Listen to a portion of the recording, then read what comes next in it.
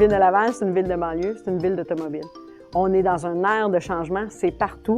Il y a un changement de normes, mais je pense que toutes les organisations de la Ville de Laval, à Laval, ont voulu embarquer dans le mouvement et de dire, nous aussi, on est capable de faire du transport actif.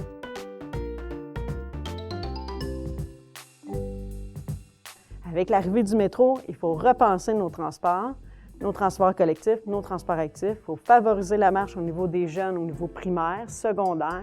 On sait, en 70, il y avait 80 des enfants qui marchaient pour aller à l'école. Maintenant, on est rendu à du 37 en 2013. On a vraiment diminué les déplacements actifs, mais maintenant, on veut revoir la tendance. Québec en forme, on fonctionne par la mobilisation des partenaires. À Laval, ça a commencé en 2008 par la mise en place des 3 regroupements locaux partenaires dans les milieux défavorisés. Donc, Marigot en forme, Chemin en forme et Jeunesse en forme, qui est toute l'est de Laval. Et après, l'année d'après, ça a été les 3 derniers regroupements, donc un peu plus en milieu défavorisé, au nord de Laval. Donc, tout le côté Sainte-Rose avec Milieu en forme, l'ouest de l'île avec Forme-ta-vie, et le petit dernier qu'on appelle Vimont, qui est Visaction, qui est Vimont et Auteuil.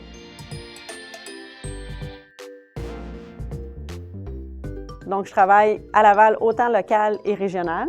Mes 15 partenaires au niveau régional, c'est la table régionale au niveau des saines habitudes de vie qui travaille autant au niveau de la petite enfance, c'est 0-17 ans, dans le fond, pour les saines habitudes de vie, pour mettre en place vraiment des actions, puis travailler sur les saines habitudes de vie, puis la création d'environnements favorables.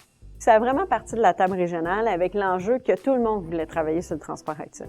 Fait que c'est sûr que ça a été facilitant. Il y a eu au départ mon quartier à pied-vélo, qui venait de Vélo-Québec. Et ici, à Laval, on s'est concerté puis on a décidé de dire, ici, on veut pas faire mon école à pied à vélo, on veut faire mon quartier à pied à vélo. Parce que mon quartier à pied à vélo, c'est le fait en sorte de dire, l'enfant, oui, il va à l'école, mais il va aussi au parc, il va au centre communautaire, il va à la maison des jeunes, etc. Donc, on a voulu faire les plans de déplacement pour l'ensemble des écoles dans chacun des secteurs pour vraiment assurer qu'il y ait une mise en place de vraiment d'environnement favorable pour que le jeune, peu importe il se déplace où dans son quartier, c'est sécuritaire et c'est favorable au transport actif. Il faut dire aussi que la Commission scolaire de Laval a mis en place une politique sur le transport actif au niveau des saines habitudes de vie, puis ils ont augmenté la distance de marche pour se rendre à l'école.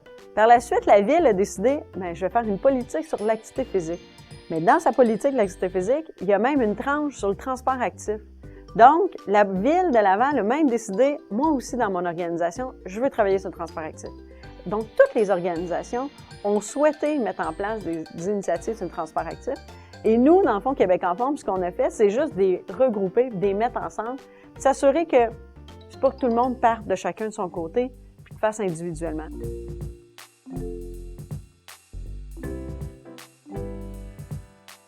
Jeunesse en forme, c'est l'un des 6 regroupements à Laval. Donc, c'est un regroupement d'acteurs mobilisés. Au niveau local, on compte plus d'une trentaine de partenaires qui travaillent en concertation pour favoriser l'adoption et le maintien des saines habitudes de vie pour les 0-17 ans et leurs familles. Je suis chargée de projet pour le déplacement actif, donc autant pour tout ce qui est le volet primaire que pour le volet citoyen également.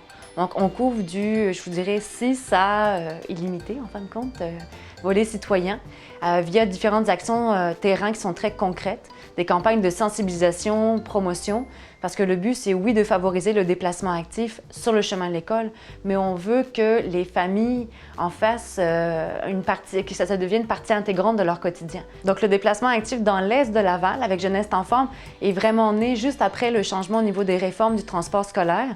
Donc, c'est sûr qu'en septembre 2012, les directions des écoles primaires de l'est de Laval et le regroupement de Jeunesse en forme se sont dit, il faut qu'on agisse en conséquence. On va se retrouver avec un changement des modes de déplacement, avec un bassin de marcheurs qui va se vouloir plus important.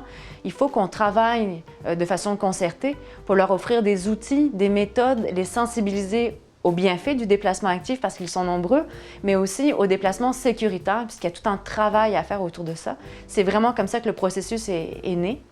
Et donc, la première action terrain qui a été mise en place, ça a été d'aller sonder nos familles. C'est quoi leurs besoins? C'est quoi leur réalité face au déplacement actif? On avait besoin d'aller dresser le portrait de cette communauté dans l'est de Laval. C'est quoi leur mode de déplacement? Comment ça s'opère au quotidien? On voulait être capable aussi de leur offrir les outils les plus adaptés. Donc, on a fait un travail de recherche. Parallèlement à ça, c'est quoi les actions déjà existantes? Parce qu'on ne réinvente pas la roue. On va aller se servir des outils déjà existants et on va aller voir s'ils vont répondre aux besoins de notre clientèle.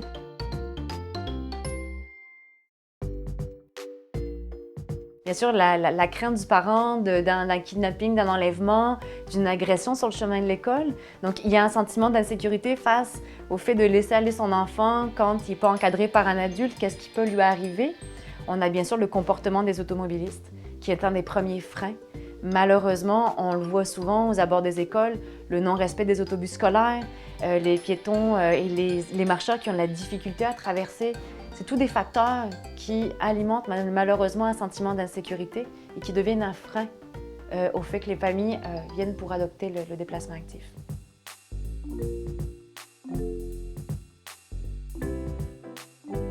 Parallèlement à ça, on a vu que les parents étaient intéressés à faire marcher leurs jeunes. On est arrivé avec une nouvelle formule qui s'appelle le copédibus.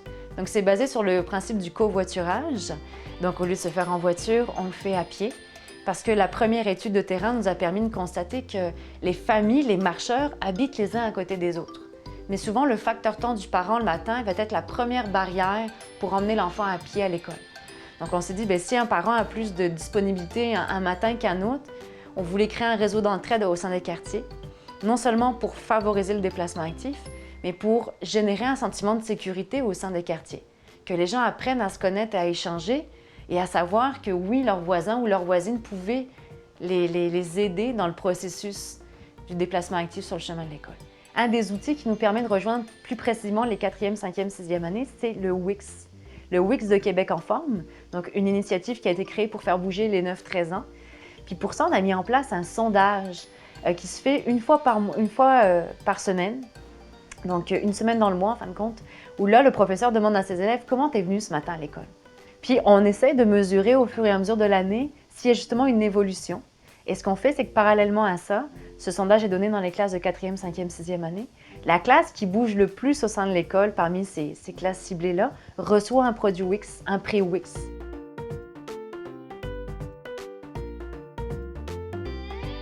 Nous, à Québec en forme, on a fait une enquête qui s'appelle l'enquête en forme. On est allé chercher la perception des jeunes de 5e et 6e année. En 2011, on a fait l'enquête dans 41 écoles primaires de 5e, 6e année. Puis on est allé chercher la perception où les jeunes, comment ils se déplaçaient au niveau pour se rendre à l'école. En 2013, on a refait la même enquête pour les 5e, 6e années. Puis on a aussi fait pour les secondaires 1 et secondaire 2. L'ensemble des écoles primaires ont été touchées encore. En 2011, il y avait 31 % des jeunes qui se déplaçaient activement pour aller à l'école. Et en 2013, on avait 37 %. Donc, il y a eu en 2 ans une augmentation de 6 %. Et on a aussi posé la question au niveau des parents. Comment les parents, dans le fond, est-ce qu'ils accordent une importance au déplacement actif vers l'école? Et on a aussi eu une augmentation de 2011 à 2013. On a passé de 28 % à 39 % au niveau des parents qui incitent les enfants à aller à l'école à pied à vélo. Fait que ça, c'est majeur comme impact.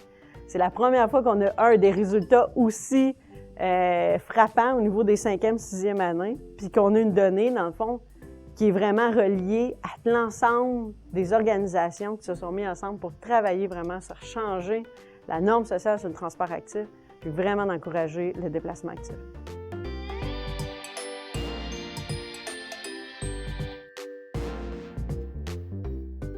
Une norme sociale, c'est la façon dont une personne pense qu'elle devrait se comporter pour répondre aux attentes d'autrui dans certaines circonstances.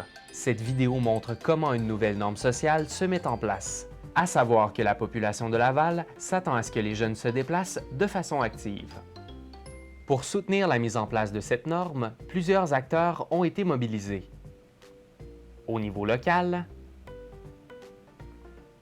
au niveau régional, au niveau provincial.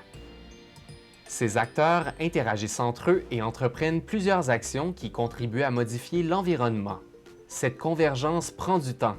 Elle permet, à long terme, de développer un nouveau modèle de comportement partagé, ou si on préfère, de façonner une nouvelle norme sociale en matière de santé.